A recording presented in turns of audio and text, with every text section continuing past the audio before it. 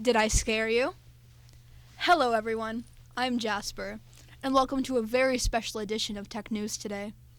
This Sunday is Halloween, and to get into the spooky spirit, we have a spine-chilling newscast in store. And just a warning, today's news will cover some pretty spooky topics, so if you're watching with a little one, I'd take extra care. But anyhow, on with your weekly news. Halloween is right around the corner, which means the sun goes down, the sweet treats come out, and the costumes appear. One of the most exciting holidays, one would say. But do you know the origin of the spooky holiday? It all started during the ancient Celtic festival of Samhain in Ireland nearly 2,000 years ago. The people of Ireland would light bonfires and wear costumes to scare off ghosts during the festivities. During the 8th century, the Bishop of Rome, Pope Gregory III, made November 1st a day to honor saints, formerly known as All Saints' Day. These traditions on that day were very similar to the acts done on the festival for Samhain. The day before was known as Hallows' Eve, so eventually over time, October 31st would be labeled as the spooky holiday everyone loves, significantly known as Halloween. As the spooky holiday is approaching, lots are decorating their houses to celebrate. But one house in particular leaves us with a question. Is this house going too far?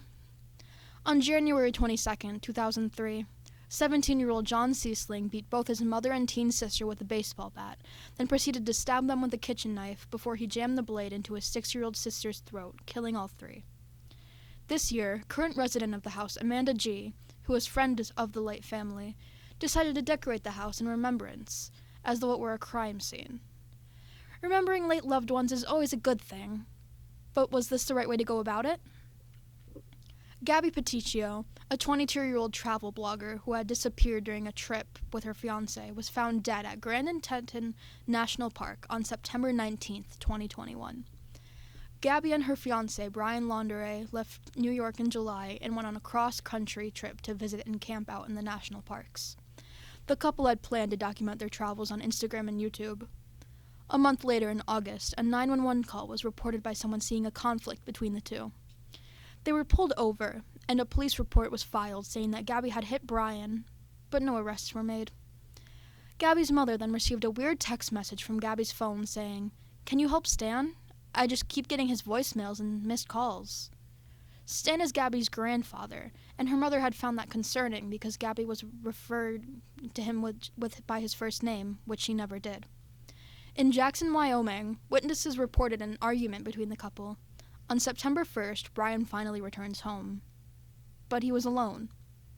Gabby's mother had not heard from her daughter since late August, so she filed a police report. Brian's family reported that the last day he was seen was September 13th. Police conducted a search and they found Gabby's corpse in Grand Teton National Park.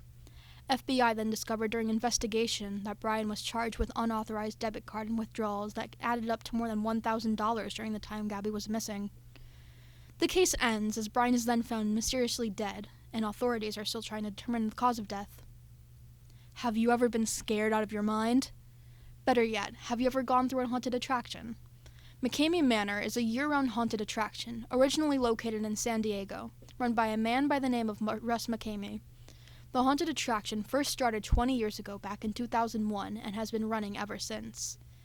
McKamey Manor may just be one of the most intense and traumatizing haunted attractions known to history. Nobody has ever managed to complete the 8-hour-long haunt, where the haunters are fully allowed to drown you, cut your hair, torture you, physically hurt you, and many other unbelievable things. All tours in this experience are even live-streamed, and watchers can pay to make the participants go through certain things or complete certain tasks. McKamey Manor has had plenty of controversy over the years on how extreme the haunt is, but even still, the waiting list to participate is over a year's wait time, and the business continues to flourish. Is she fake, or is it a corpse? La Pascuta is a mannequin that gained attention from people and the media due to her human-like features. From her realistic eyes, textured hands, and voluminous lashes bring many to question. The first owner's daughter passed on her wedding day because she was bitten by a black widow spider. Theories have circulated that she is a corpse who was embalmed to conserve the remains of the owner's dead daughter. People also believe that a French magician would visit her nightly to bring her alive and dance with her. In 1930, the mannequin was placed at the window of a store in Mexico for display. Many passerbys were captivated by her features because she looked like the owner's dead daughter. She resides in Chihuahua, Mexico, at a store called La Popular Wedding Boutique. What do you believe? Alternatively, let's jump into the best candies you can buy this year. We all have a sweet tooth, and it's that time of season. Maybe you might be the one handing out candy on Halloween, so let me tell you the best ones for this year. Starting with the Witch's Brew Kit Kat, with green marshmallow flavored coating. Stir it around a little and check out that Kit Kat bar. Next, sink your teeth into some vampire kisses. They have strawberry cream filling resembling vampire blood. Yum. Another Hershey pick. Try the cookies and cream flavored Fang bars. You'll love to sink your teeth into them. And we didn't forget the non-chocolate eaters. Get yourself a 63-ounce bag of Haribo trick-or-treat assorted gummy candies. And for the caramel lovers, like myself, make sure to try some Werther's Original pumpkin spice flavored caramels. These candies aren't just meant for Grandma's purse. They are just the treat for the fall season. And last but not least, the only unfavorable thing about caramel apples is the stickiness. So solve that solution by trying a Tootsie Caramel Apple Pop. Now, today we have a special segment of our newscast, so grab a bowl of popcorn and get comfy, because it's time for a story. This world can be scary. Random moments can send chills up your spine, and today we'd like to focus on something that can make you shudder. I'm sure most of us had experiences where our world would freak us out. You see something from the corner of your eye and believe it's a person, but when you look behind you, it's a simple pile of clothes you forgot to clean up. Or you'll be walking and see a dark alleyway and wonder, what if? But what happens when sudden glitches like these become more of a problem than one previously thought? What would happen if you were to disappear from reality completely? You might just find yourself in a place no person should ever go. The looping prison of rooms that one can never escape from. A place that has become your new home. If this sounds familiar to you, then perhaps you have seen similar creepypastas like this in the past. That's right. Today we'll be diving into the history of the internet's favorite reality-breaking myth, the backrooms. In May of 2019, a haunting picture of a room was posted on a website called 4chan.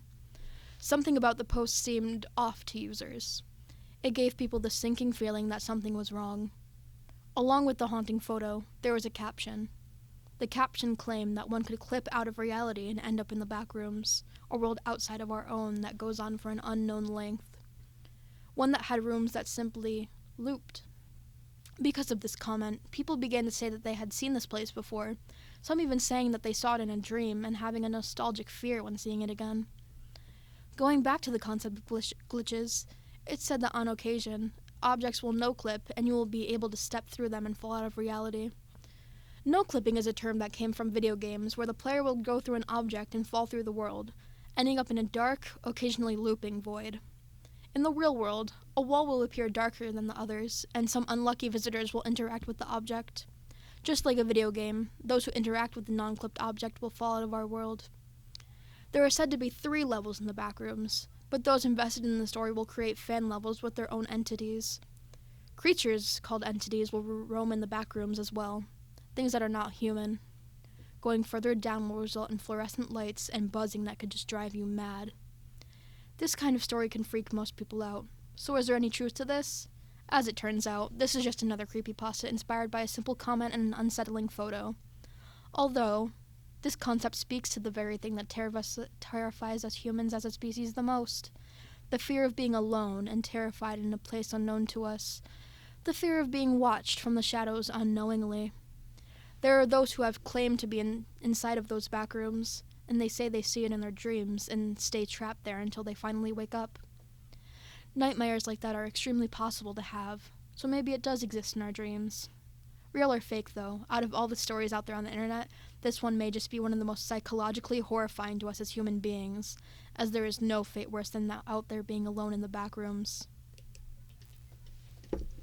That about wraps it up for our special newscast today. We hope you enjoyed. And remember, Halloween is this Sunday, so make sure to have fun and stay safe. You never know what may be lurking around the corner.